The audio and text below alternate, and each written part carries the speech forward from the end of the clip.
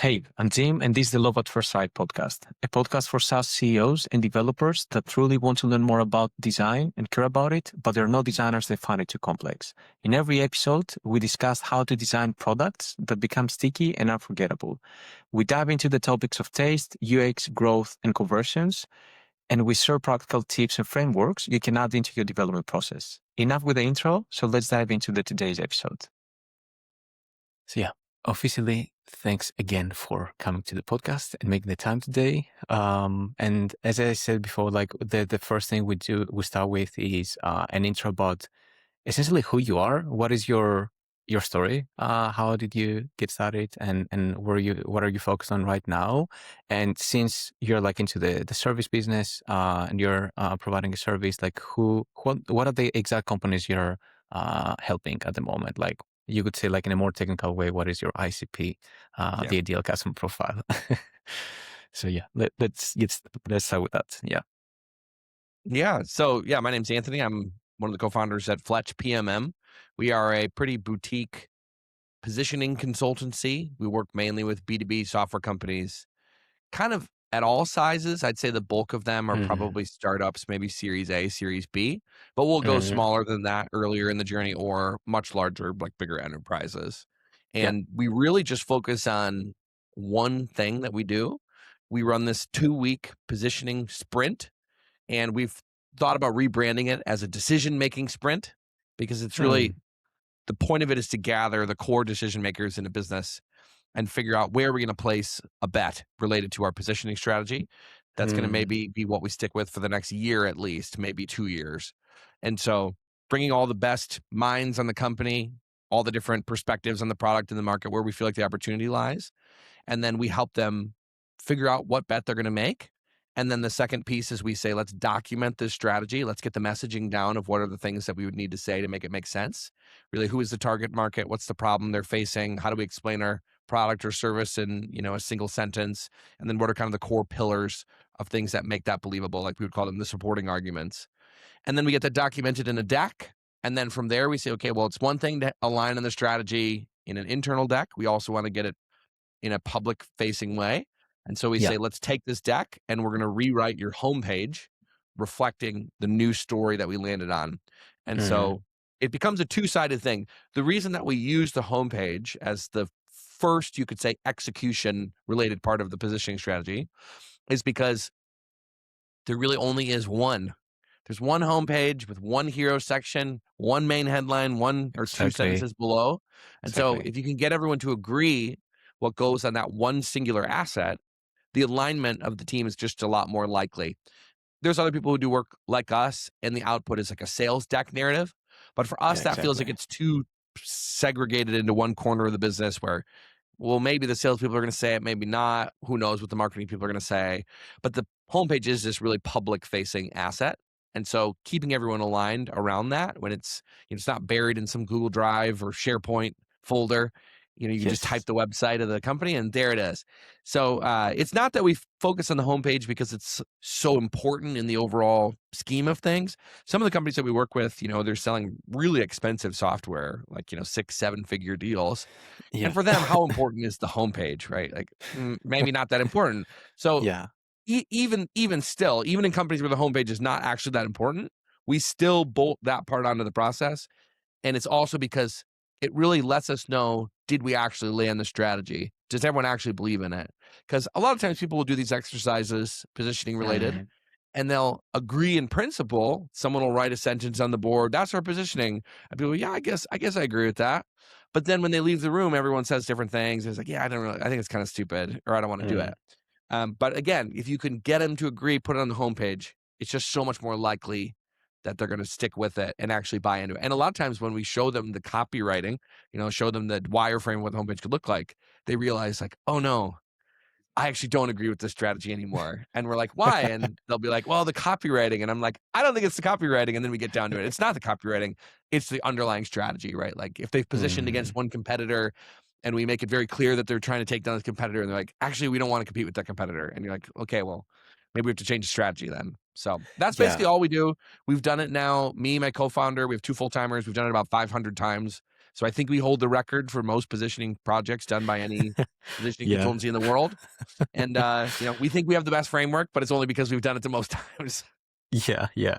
It's a good point because you have like the 2 weeks, and I mean, I found your LinkedIn, and you have like you've done a really good job when it comes to marketing your own service. So yeah, so if you just kind of see how many sprints can fit in a year, yeah, you've done Yeah, a lot of them. But yeah, for it's sure. on this one. Let me think, because I have a few things. You got into the specifics, and I just wanted to comment on the homepage that I remember that you wrote a post or maybe more about it, and I find this like a very smart idea because like one thing that I've seen also with the SaaS teams we're working with, the homepage just feels different. It's an important thing. It's like, oh, it's our homepage. It's not some kind of report or presentation from a consultant you go that you're like, yeah, okay, whatever. Like there is no risk involved into like a presentation you're going to receive. But when people ask you, this is a new homepage, then it just hits way different. And my sense is like they could also behave in an entirely different way because of how important this asset actually is. And also the content is a good one. Like what you mentioned about competitors, what logos are you going to show there? What are the alternatives you're going to talk about there? How aggressive do you want to be on that? Like what is the priority of the content? Yeah, so many interesting things that you have to define a homepage that force people to really kind of outline a very specific strategy. So I have a few questions. Like one of the first one is pretty high level before we start getting into the more tactical stuff, which is, let's say I'm a technical founder with no marketing background. What is the difference between positioning and messaging for people that are Yeah, not so into marketing? our definition of positioning is two things. It's like if you think of it in an equation, it's target market plus differentiation, and that equals Mm, positioning. So it's really who are we going to go after and what makes us different or better than whatever they're going to compare us to. And mm, that's really the positioning strategy. And then the messaging is, okay, well, if we're going after this market that has this level of maturity and is going to be comparing us to these different things, and we think we're better because of X, Y, and Z, how do we actually frame the problem? Is it more about mm, time savings? Is it more about, mm, cost savings? Is it more about something more specific? Getting the problem framing down is really a messaging exercise. And then what exactly are we going to say about our product to make that differentiation statement believable? That's mm, also becomes messaging. What are the kind of core things we're going to highlight? What do we want to say about them? At what level of specificity? So to me, the positioning strategy is something that's like maybe 4 or 5 words. It's like we're going after this market and we're going to differentiate in this way.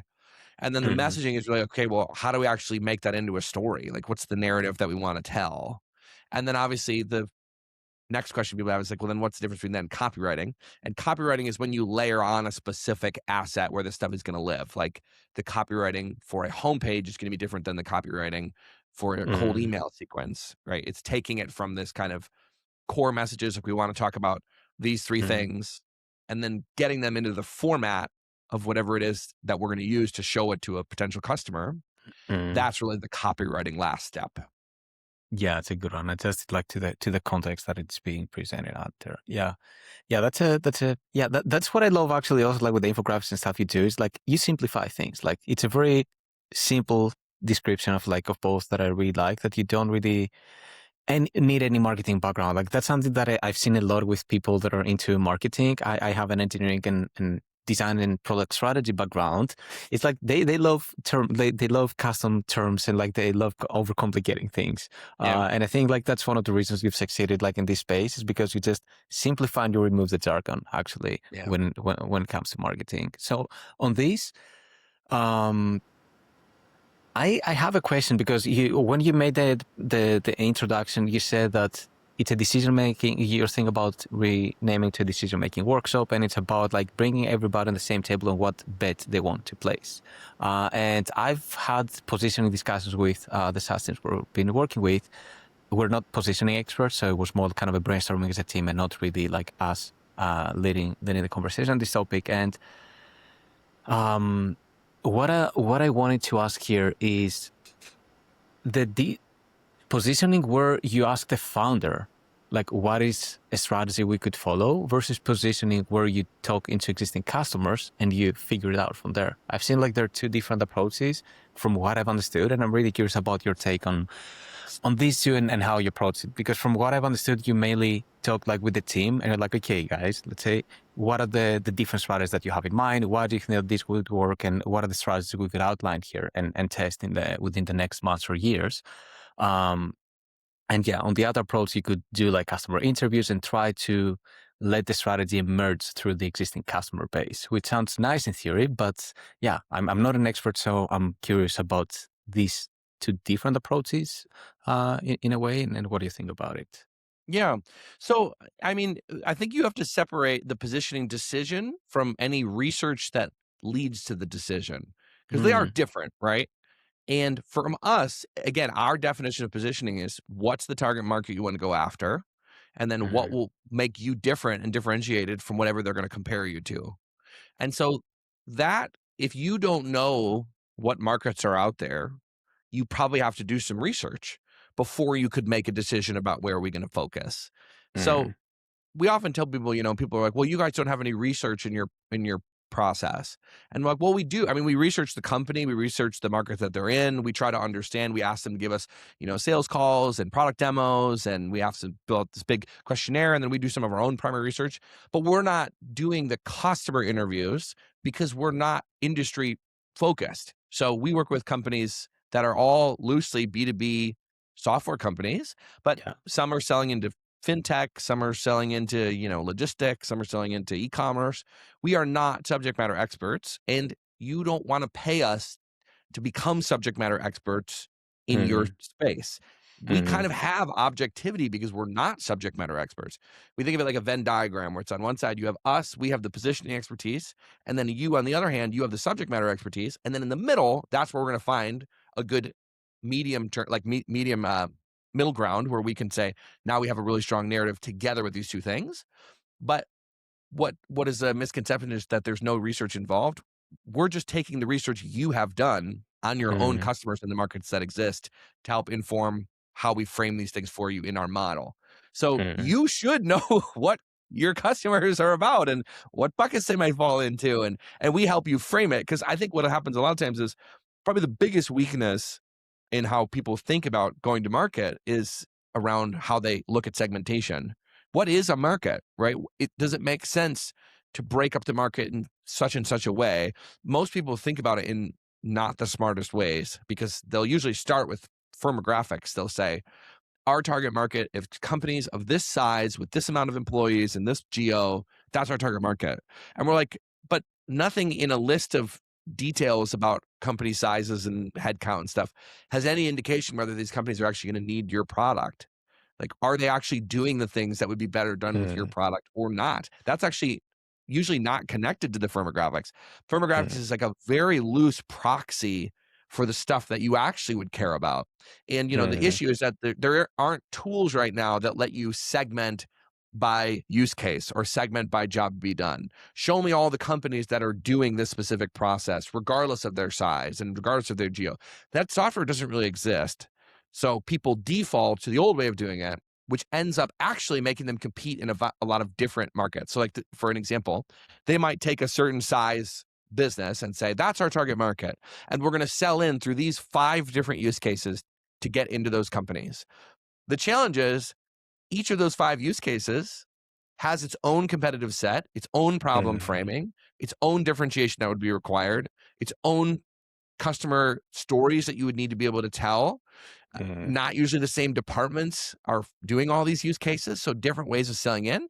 And so effectively, what does that mean? You would have to run a different go-to-market campaign or strategy for every single use mm, case, which fragments the company. And then you can look across these 5 and say, well, do these all ladder up into something bigger? And a lot of times the answer is no. So now you've become kind of a loose collection of things that you do for certain size businesses. And like that's not like a really nice and mm, easy thing. Again, if the goal of positioning is to earn a place in people's minds, oh, that's what that company does. Oh, that's where they fit. Oh, that's what I could compare them to. Using this kind of firmographic approach is not a great angle. So a lot of what we're doing is just helping take in the research they've done, the conversations they've had with their customers, and help them see how would this map to actual market segments that would require different, completely different strategies and approaches to actually win these markets.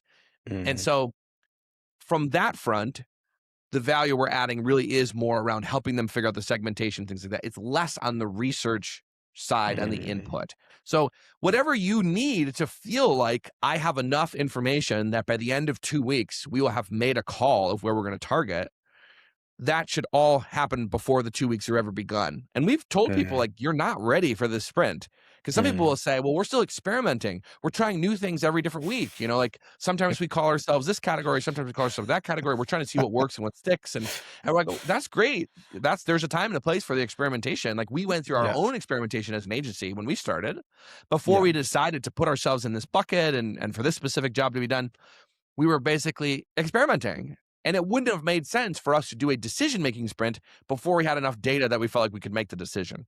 So it's really like once you feel like you have kind of a Enough good data. sense of who your customers are in the landscape, then you're ready to make a decision. And it's usually like tiebreakers, right? Like, oh, our head of sales really thinks we should go after the enterprise, or our head of marketing really thinks that the I SMB has see. better. Yeah. And so you bring them all together and say, let's figure out who our prioritized, most important target market's going to be, and then we can Mm. start crafting the narrative around it. Yeah. Yeah. Totally makes sense. Totally makes sense. Yeah. And also, yeah, actually, and I have a few things I'm trying to structure my my thoughts on the things that you mentioned. One thing that stands out big and to me, because it's been like a personal experience, is thinking about repositioning as knitting down being like the same thing. That's like the doing better positioning means like having a more like a smaller group of companies that you're selling to. And I'm wondering if there's like a misconception, or if there is something there that indeed like they're related, or it could be just an option. So that's question number one. And the other one, actually, once we answer that, I want to dive into a bit on the horizontal versus vertical SaaS, because we work with both categories. I'm a huge fan of vertical SaaS because everything feels more intentional in a way. Like you have like less, the customers are more similar. That's what I'm trying to say. And everything becomes easier, like from a messaging point of view, from a product strategy, product design point of view, and even from an empathy development point of view to actually get into their shoes, because it's one type of business. But yeah, before we dive into that, let's start with the first one, which is like positioning and knitting down. How are these two kind of related in your experience, and what are some misconceptions you've seen there? Yeah. So I think a lot of founders are pretty allergic to the concept of niching down because it sounds like I'm shrinking my market. Yeah. Um, positioning doesn't always have to mean going narrower. Sometimes it can mean going broader. And there's Mm. different ways that you can do this. And it's all kind of relative to what you could actually pull off. So, you could take someone like OpenAI. They Mm. have all these different products. Mm. They were the number one AI company, the first to market, probably biggest private valuation of any company for a while. Yeah. And then you have Anthropic come out, and Anthropic, in related to OpenAI, is significantly more, you could say, niched down. OpenAI was doing Sora. They were doing, all sorts of these crazy different products that they were launching. And then Anthropic was like, we're kind of going to market around enterprise coding. That's really the core thing we're going to focus on. Mhm. And Anthropic starts gaining tremendous traction around this use case, so much so that Sam Altman says, I'm going to narrow the company and I'm going to cut all these products. So in that sense, it's like it made sense to niche down a little bit more from where they were. But other times, right, it may not be the case. Like you may be doing something too narrow and you might need to broaden it a little bit based on Mhm. what you feel like the next level is, right? Like once you are really growing, you might be able to say, we actually can broaden a little bit what we're going after. And we have this diagram that we've used. It's like, maybe you're in ed tech and, you're first like, I'm just focusing on, you know, online tutor, like online math tutors. And maybe that gets me to 5 million a year. Mhm. Then I maybe say, I can actually just do all online tutors now. I don't need to just say math. Maybe that gets me to 30 million or something, right? And so like, as you get bigger, you can broaden. So again, repositioning can happen in both directions. It's all related to what you can actually pull off.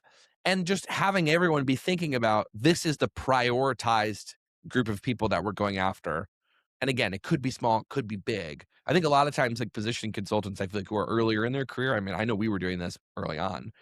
It was sort of like we felt like you had to always pick like, no, it's this industry. And like there's just so many products that have been successful that didn't do that, that like it True. immediately it breaks, right? Like you can imagine telling founders, no, you need to pick one industry, you need to pick one XYZ. And the founders are like, well, what about this company that didn't have to do that? And what about that? And so there's so many examples where people didn't go to market that way that like eventually we realized like, okay, it's more nuanced than this. It's not just like, oh, you have to pick these things. Again, even falling into that same firmographic trap that we now say, you know, you shouldn't build your segments based on a list of criteria, we can end up imposing those things if we're not thinking about it through this more strategic lens of like, where actually is the opportunity? Is it, Mm. you know, in this one area, or is it actually in a slightly broader group that maybe is combined by something else? Yeah, yeah.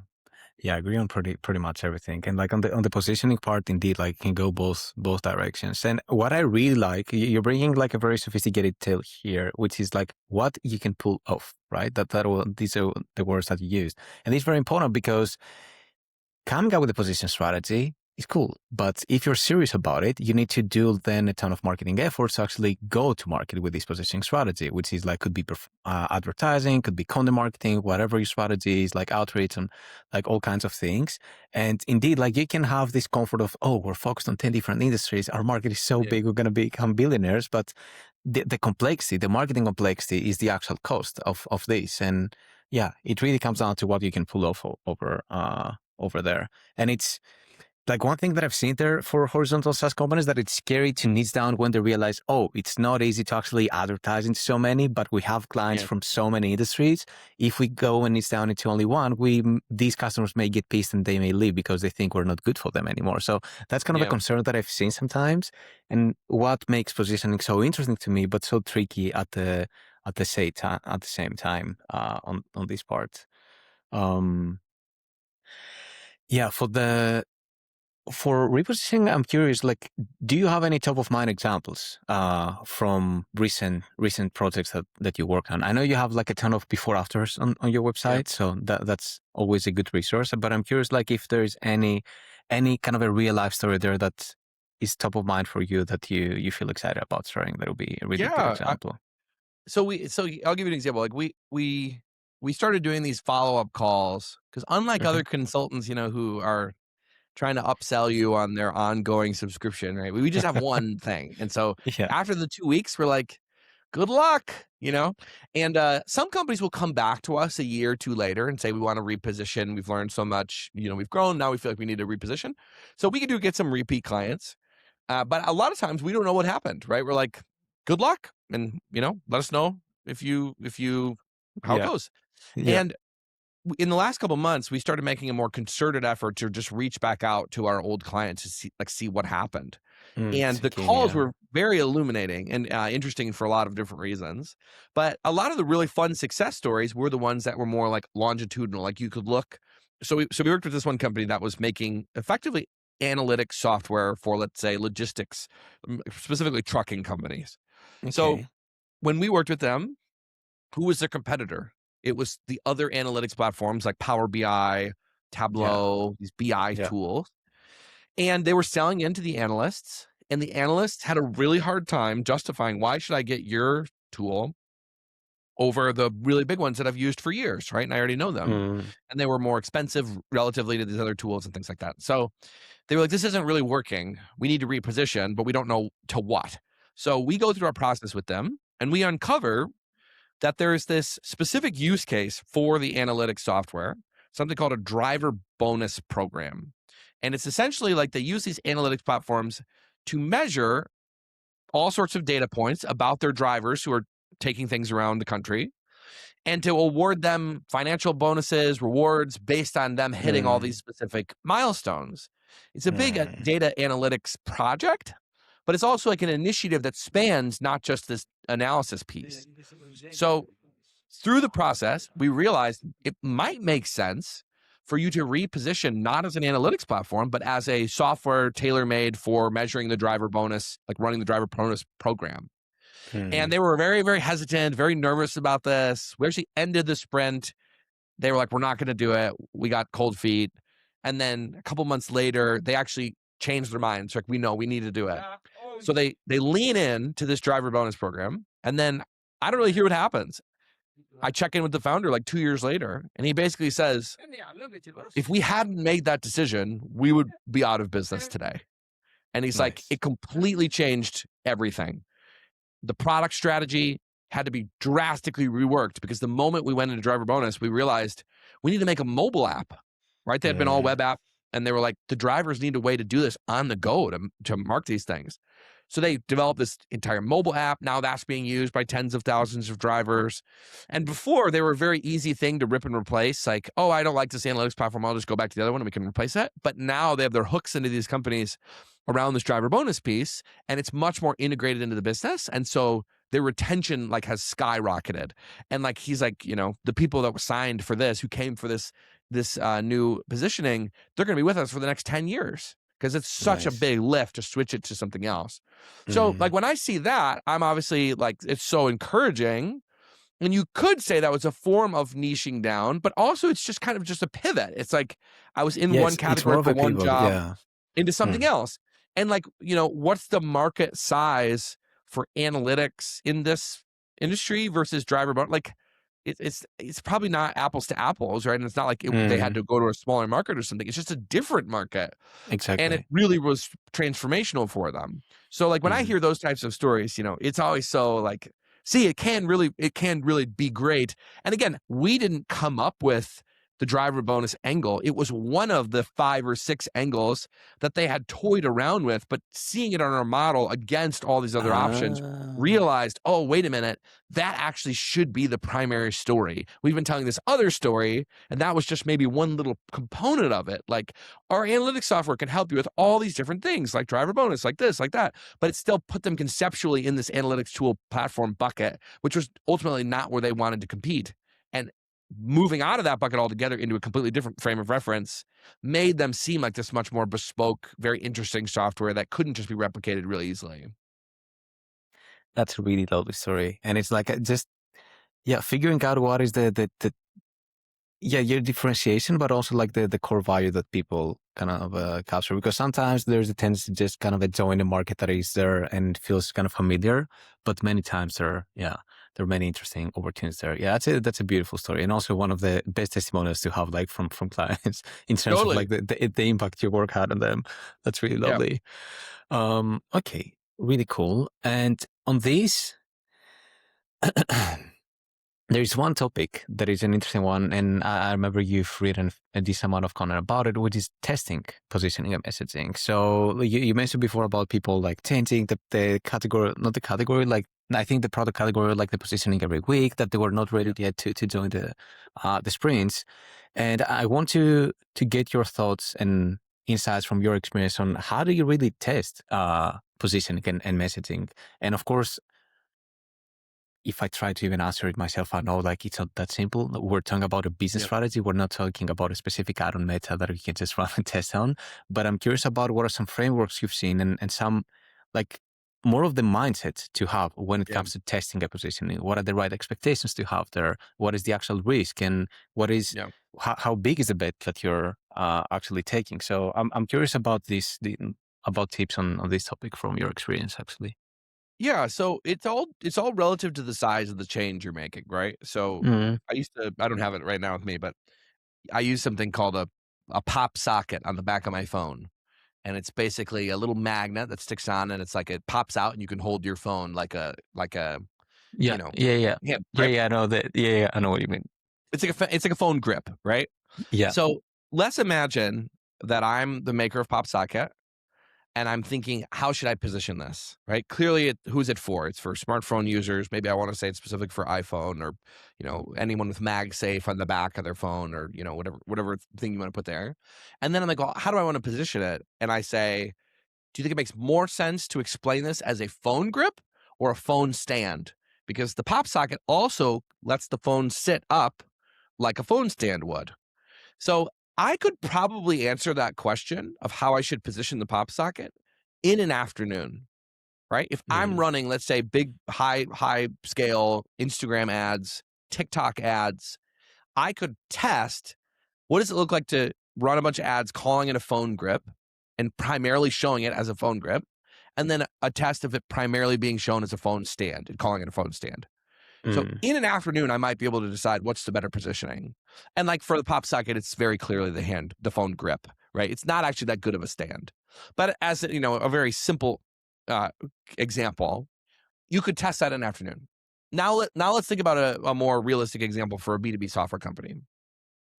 Let's imagine I am Klaviyo, and I am a publicly traded software company, and I have been positioning myself as effectively an email marketing tool or marketing automation tool for e-commerce businesses. And what's happened is over time, I have gathered a bunch of customer data, all these different businesses, so much to the point that you could say, you know what? There's probably a pretty viable positioning for us to put ourselves no longer in the marketing automation category, but in the CRM category. In the same way that HubSpot kind of made the same jump for B2B businesses, right? Like you're using HubSpot. Yeah. You first saw it as a marketing automation platform, then you switched and it became a CRM. So Klaviyo says, should we make that positioning change to say we are no longer a marketing automation platform, we are a full-blown CRM for maybe e-commerce businesses or maybe even broader for B2C companies in general? That positioning strategy cannot be tested in an afternoon. It may not even be testable in a year because they have however many years of people thinking of them as a marketing automation platform for e-commerce. And this is a pretty fundamental shift in the minds of customers. And then how long will it take before new customers come through the funnel seeing Klaviyo as a CRM, not marketing automation platform? That's going to take some time.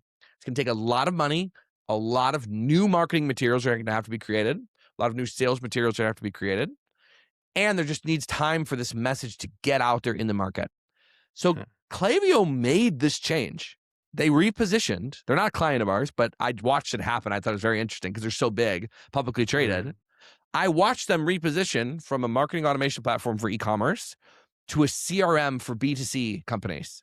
I talked to one of their competitors at this marketing conference, and she was like, I bet when they made that change, I bet the conversion rate on their homepage plummeted because everyone who came thinking that they were marketing automation up to that point and saw CRM must have thought, well, wait a minute, did I land in the right place? I don't need a CRM, and then bounced. So what should Klaviyo do when they see that drop on day one? It was a failure.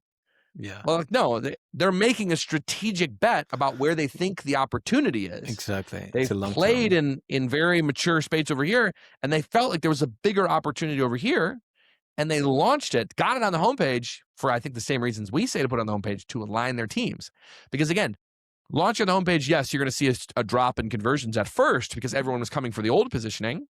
But now, what's the likelihood that the sales teams are actually going to tell this new story? It's way higher because anyone new coming in and gets a sales call with Klaviyo would say, so tell me about the CRM. And the salespeople have to kind of go along with it. Oh yeah, we're a CRM. Because if they hadn't put it on the homepage and just made some sort of internal strategy decision, people come in, they say, so you guys are like a marketing automation platform, right? And the salesperson who's 50% salary, 50% commission, is going to go, yeah, exactly. We're a great marketing automation platform. You're in the exact right place. They're not going to tell this new story, right? So for me, I think they launched it because that's what they felt like the bet was. And then how soon do you know that it's working is sort of relative to how fast can you get the word out. And in general, I can't remember who said this originally, but there's some stat where it's like if you make a product for, let's say, like 10 or 11-year-olds, if they really like it, they will tell on average, I think, 10 of their friends. If you make a product for adults and they really like it, I think on average, they will tell one person. Maybe that. Sometimes they will tell no one. So the challenge is, even if you've marketed to people and they really start to like this new thing, it just takes time for the word to get out and disseminate, which is sort of why a lot of times these companies will say, I'm so annoyed. Whenever I talk to customers, they think of us for our positioning that we had 3 years ago. And I'm like, why do you think that is? Like, well, we changed it 6 months ago. And I'm like, but has it actually percolated enough in the market to make a difference? And the answer is usually no, because it's like you think about a company, oh, they're that company, oh, they do that. Because that's the first thing you heard a long time ago, and you never updated your mental schema of what these companies are. And it takes a lot for people to switch, right? Like, we saw the example with the Allbirds shoe company. It's now the AI data center company. Like, how long is that going to take for people to be like, oh yeah, Allbirds, I don't think of them as shoes anymore. I think of them as an AI data set. Like, come on. Like, that's going to be, maybe never. It's very silly. Yeah. But in that same framing, right? Like, how does Klaviyo test it? How do you test the future, right? They kind of have to launch it and see what happens. Exactly. And then I do think that it ended up playing out well for them. If I remember, the stock price goes up and the revenue went up over time. Yeah, but again, it's not something you can do an A/B test to say, let's split reality into two universes where for the next 18 months we stay marketing automation and the next 18 months we become CRM. And then we can A/B test which reality we want to live in. Like, you kind of just have to make a choice at the front end. That's why I feel like the bet is the best word to describe actually when like the decision and positioning, because it's a really hardcore business decision that you have to bet on and use your intuition, use some data, and also like your POV on where the market is going. That's another thing, or like where you want to go. So it really comes down to founders, and that's a very interesting one. Like that I'm realizing through our conversation is that also the user research when it comes to repositioning a company can be a kind of a safety retreat, if you could say so, like a place to make people feel safe when there is not full safety when you reposition a company, because it's a bet. You want to make yourself that you have control and you're safe and find data points, but only up to a point actually. So yeah, that's a beautiful mental framework actually to think about it, that it's a bet, and how risky that bet is heavily depends on the company, like the maturity of the brand, many variables. Yeah. I'll give you a more practical example that's not a software company, but maybe will resonate with people. It's like, if you look at your existing user base or your existing customers, they will only confirm what you have already done, right? So at one point, Taylor Swift was a country artist, and then she repositioned as a pop artist. You could imagine that if she had gone to all of her diehard country fans who saw her in the country vein, saw her play at festivals like Country Thunder and stuff, and she said, what would you think if I wasn't country anymore? Most of them would be like, what?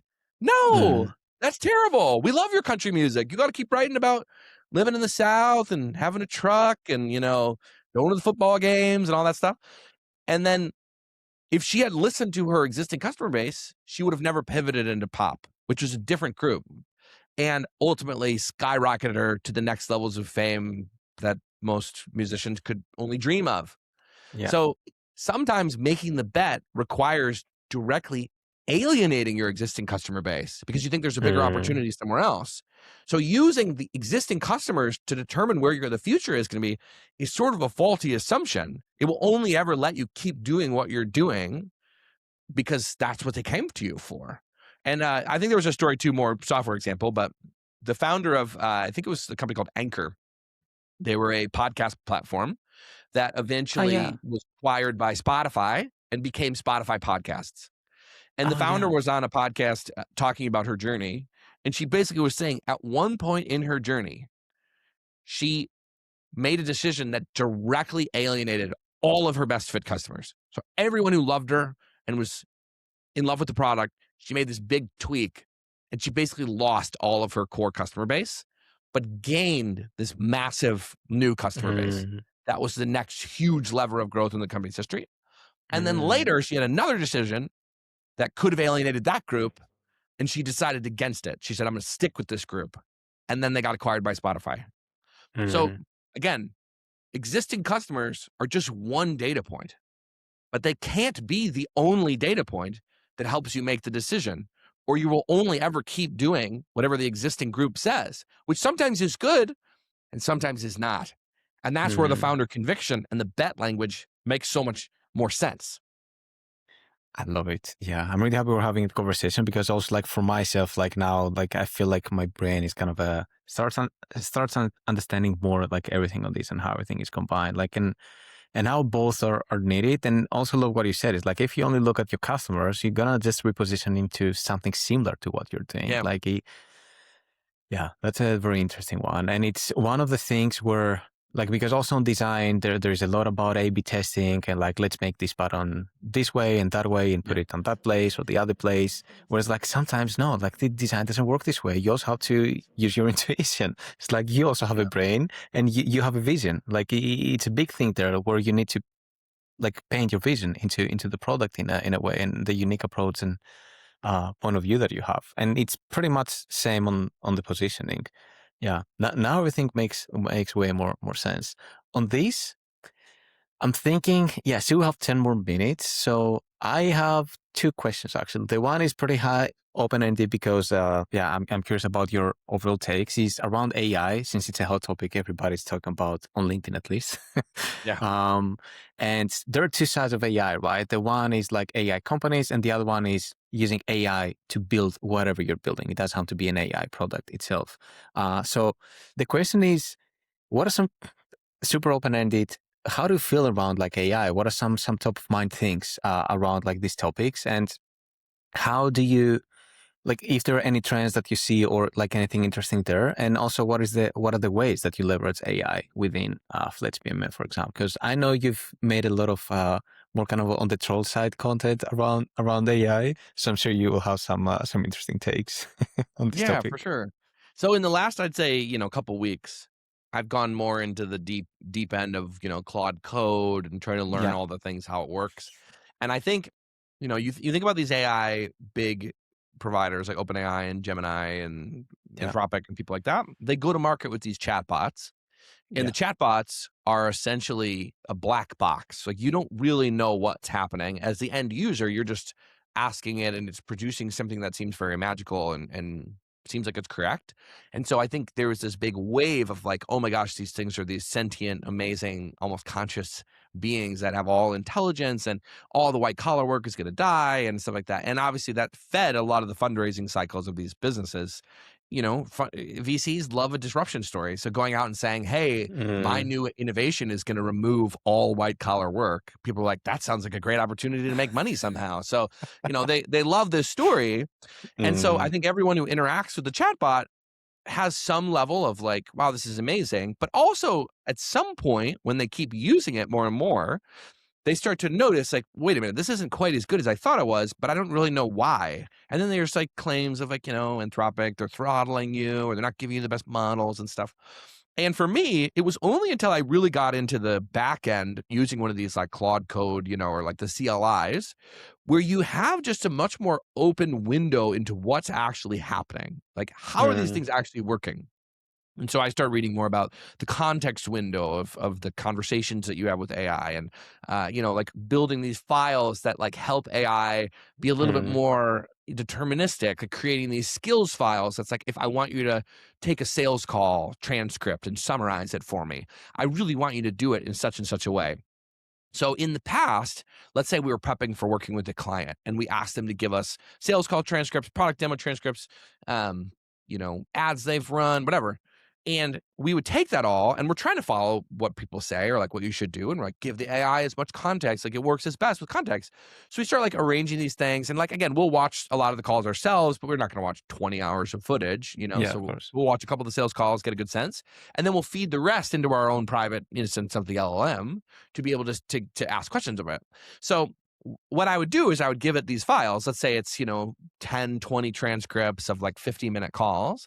And then I would ask the AI, I want you to read across these and summarize it for me. It would take probably 10 seconds. So I'd go 10 seconds and then it would spit out the summary. It would cite the sources. So it'd be like, this pulled from this file and that. So I'm like, wow, it must be really doing a good job. It must be reading these things, stuff like that. And that was me interacting through the chatbot. On the flip side, now I start going down this path where I'm like, from everything I'm reading, people are saying, you can't just give it all these transcripts and expect it to keep all this in its head. You actually need to add like a context layer on top of it so that it has something in between that it can work with. Like you should be making highly specialized summaries of these 60-minute transcripts because the context window gets filled up so fast. So like these things that I wasn't really super aware of, I'm like, okay, well, let's try to make one of these. So I start making a skill file to basically say, well, I want to summarize one sales call in the specific way or one product demo. It takes me probably 2 hours to make one of these skills. because what they say is you're supposed to basically iterate with it. If it spits out a good summary or not as good of a summary, then you tell it to change. You keep asking back and forth, hey, that wasn't quite right. And then once it's kind of done it without the skill file existing, then you codify that little skill and say, hey, Claude, turn this into a skill file. That gets added on your computer, and then it can be referenced and used again. Yeah. So when I go through this process, I get the skill file. I ask it to summarize the sales call. It takes probably 5 minutes. And that's to just follow my directions to summarize one call. And I was like, before it was summarizing 20 calls in 10 seconds. But when you gave it the guardrails, all of a sudden it's actually taking long, which makes me realize it's just bullshitting everyone else, right? Like it's not really doing anything. And there's this missing giant layer of effort that is required to get anything resembling accuracy or reality. And that part is missing from this disruptive AI story, in my sense. Like most people just either on one end of the spectrum, right? Like AI is just this magical box, right? And then there's these people saying they're creating these multi-step automations and stuff. I'm like, what is the reality? And in reality, the AI is incredibly dumb. And it needs painstakingly created guardrails at every step of the game, which makes me actually slightly more hopeful about the future, because again, if it really was as smart as everyone said it was, we would be in for a giant societal upheaval, because it would be like, this could replace white collar work. And now it's like, well, actually, if I wanted to just summarize a couple documents, it is hours and hours and hours of prep work to get it to do one tiny slice. So like we work with a bunch of AI companies, and they are effectively building bespoke context layers for each little corner of the industries that they operate in. And they're basically, their pitch is, none of Anthropic's not going to go in and make, like for me, right? Like my one microcosm was just summarizing a sales call in the Fletch way of thinking about it, was a 2-hour task. But what if I wanted to do a lot more of our process? And what if I'm not a 3-person consultancy or 4-person consultancy? What if I'm a 2,000 person enterprise?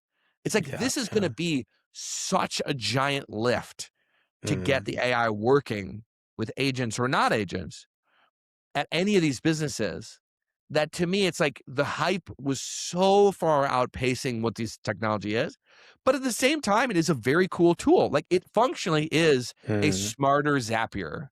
Like when I built an automation in Zapier, it took me like multiple hours to do, and I'm not the smartest guy. Maybe other people do it faster, but I'm like, I want to get it so when someone books on our calendar, I wanted to create a record in the CRM and I want to send them an email. I want to send us, like that would take me a couple hours to build that automation.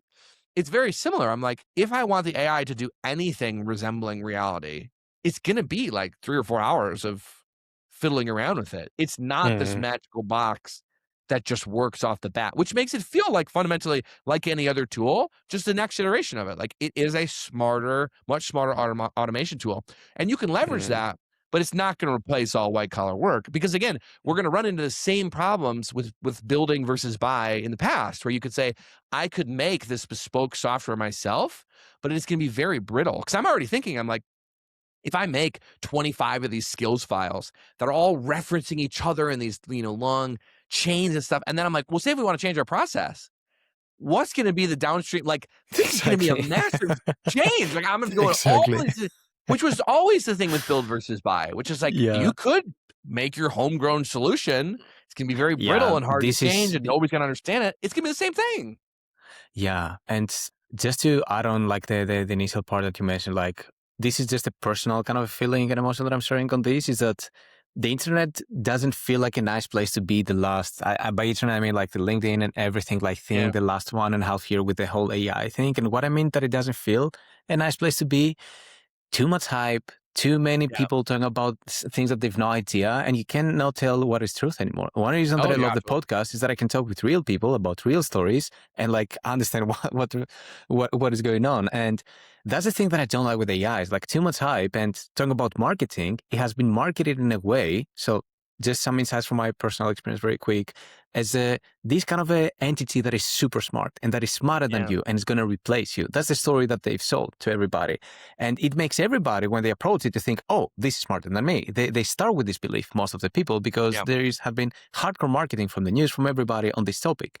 And this already changes how you're going to use it and how you're going to leverage the technology, because you Yeah. suddenly treat it as the god, let's say, somebody that is smarter than you, instead of a brainstorming partner, let's say, or a tool that can actually speed up workflows or get access to new stuff. Like for data analysis, it's been cool. Building internal tools, like not replacing SaaS.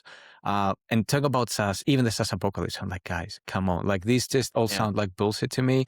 Now, I'm not saying that AI products are not useful, but so much hype. And I'm like, why? This is not a nice world to be in. Like, just be nicer to others. You don't have to scare everybody to make money. This is not nice. That's a personal thing. I'm like, I wish like on an ethical side, it was better marketing, because there are many cool things you can do with AI. Like now on the side of, I actually appreciate and love AI because I found really cool use cases on the product design process where I can prototype things instead of designing in Figma, where there's a big amount of value there. And like, these are the cool stuff that people should be talking about. One of the cool stuff. So I pretty much agree with everything. And on the complexity and how they oversimplify it, because same also with coding, you need to provide a lot of instructions to write proper code. And last comment on this is like, what people don't talk about is ownerships. Like, who's going to own it? Like, sure, AI can do this stuff, but it's not fully autonomous. Who's going to own this thing? Who's going to be responsible if the app breaks on production with all the vibe coded code that is out there? So, and it's I've now built probably 7 or 8 internal tools with stuff like Lovable. Some of them are customer facing. Like we have 3 pretty large apps that we use to help run our business that are very bespoke to our specific process and how we do things. And I sat for the hours and hours and hours and hours prompting, right? And I'm like, it doesn't matter how small you get that effort.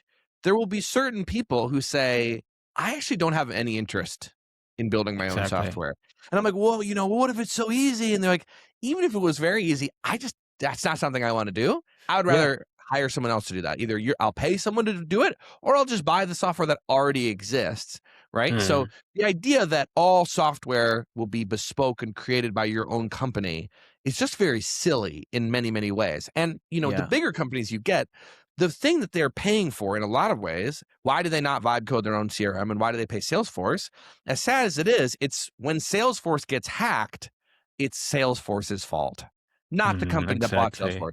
If you made your own software and you get hacked, your head is on the chopping block. So it's much easier to offload the risk to someone else who's willing to say, you can trust me and I'll take the risk on because I know that my software is secure.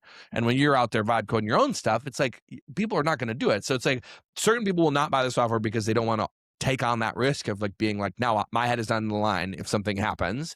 And then there's just other people who are just like, I don't want to build software. Regardless of how easy you've made it, I have no interest. Even there, it requires the product thinking, like building software. Like you need to think like a product person, like somebody that is, I don't know, like they're running like real estate. They don't think about products. They think about like deals, houses, properties, other stuff. And the idea that you can one shot these apps, right? Make me a thing in one shot, right? Like it's so silly because it's like, when you start making a product, there are decisions. It could be like this or like this at every single step of the process, right? Like even the apps that we've created, now the AI is getting better where it asks you, would you rather have it be this way or that way? Someone has to sit there and make the decision at every single step of the process. It's like, what would that person be called? Maybe a product designer, maybe a product manager. Like it's almost like we already have roles that do this, and maybe those roles will still matter because all of a sudden, I was a, sales director. Now I'm going to sit and prompt all day. Like it's just not going to happen. And the juice is not always worth the squeeze. Again, like a lot of the efficiencies you get with the AI are solving inefficiencies that were created by the AI in the first place. You know what I mean? That you're like, now we have to do these things, create these things, and like, we have to spend all this time in these skills files and stuff. It's like, well, why do we have to do that? It's like, well, because we're using the AI now. And it's like, it's not all just everything is an efficiency gain. Like some of it's worse, and then you have to recompensate. Yeah, exactly. And we haven't even touched the topic like of cost of like tokens and all these things, which is an entirely different Oh topic. And yeah, like if it's actually worth it at the end of the day, yeah, sure. Like you can create something more complicated and spend thousands of dollars on that, which is it's wild. Yeah. Yeah. Pretty crazy times. I mean, there is a fun part into it and very interesting, but I feel like the skill with AI is not how to use AI, is how to separate signal versus noise. Like how to really yeah, find what is the truth and the true value versus what is just the noise and these influencers that just write bullshit mostly on yeah, LinkedIn. 100%. Cool. I know we're over time, so I'm gonna ask if you have like 4 or 5 more minutes. I can go to the last question. Otherwise, we can wrap it Sure. up here. However you feel No, like. that's totally Okay. fine. So the question that I always ask every guest, the last question is, what is your favorite SaaS at the moment? Or maybe app. It doesn't have to be like a B2B SaaS per se. And why? What is top of mind for you? What are some one or more tools that come that you're like, oh yeah, like this is something that I actually love using? Yeah. I mean, I think I would say my current one that I'm, maybe contradicting sort of what I was just saying. And, it shouldn't be, but, I do love Lovable. Like, I love being able to create this stuff myself. So, as much as I'm like, there are certain people who will not do this, I'm like, I am someone who has wanted to build software for years and never had the technical Mm, chops to do it.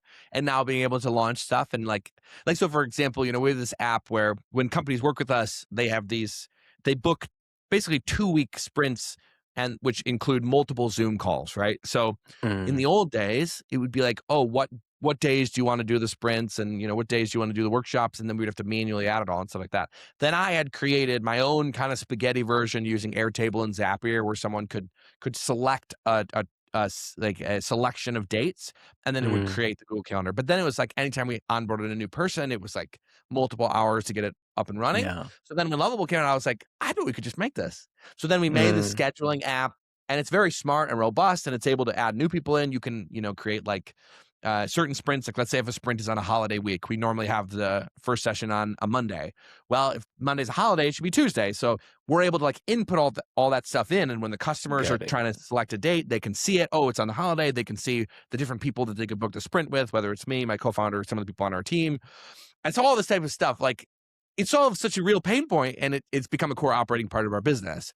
And, we have Mm, a set of these apps that we've created and they're all unlovable and it's just a blast, And so I would say that's like my number one that I'm having a lot of fun with. And the second that's one, cool. that I'm just such a diehard fan of is Figma. I'm in Figma all day. And the Okay. hilariousness is we run all of our workshops in Figma, which is Oh, very silly. nice. Not Fig Jam, true Figma, design Figma. And we're Okay, I assume that you meant also like the Figma with Figma. no, Okay, we don't even use FigJam at all. We're just hardcore okay, in the Figma side, and it's very nice. silly. It's like if a company told you they were running live workshops in Photoshop, you'd be like, "What? Like that seems like not the right tool for that." But we've just been so embedded in that way, so we're in it every Mm, day. I make all my LinkedIn graphics in Figma. I run all the workshops in Figma. We make all of our slide decks in Figma. We do all of our nice. brainstorming in there and stuff. So it's just a great app. And so I always joke around. I'm like, what an improvement it's going to be when we just are all in the terminal, and we can ask Mm, it to describe what the brainstorm would have looked like, rather than, because yeah, I'm making a joke, obviously, because like yeah, yeah, it's yeah, just so yeah, much easier to see it on this giant canvas than yeah. typing True. in a terminal, which is a lot of people are saying, Yeah, all the UI is going yeah. away. And I'm like, what if I want the UI? What if I like looking at a visual representation and not a little black Exactly. screen with text? Exactly. Yeah, yeah. Fully agree. That's a very interesting one, and that's the beauty of AI that I've seen as well is like what you described. I would. Yeah, I'm not sure what are the exact terms, but like feeling liberated and like feeling that you can get really creative without like being restricted. Actually, I feel that's the core value that I experience there. And it's Totally. a beauty also like for us with product design that we can code now, that we can actually build the solutions we have in mind and not wait for engineering. And it's not about Yeah, replacing engineering, but actually about using the idea and being able to tell ourselves, does this feel right or not? Because in Figma, you yeah, cannot really make robust prototypes. Cool. Okay. Really, really interesting stuff. And yeah, the thing that I didn't know about you, and now the vibe that I get is like you're a marketer with the heart of a product person in a way. I could describe you this way.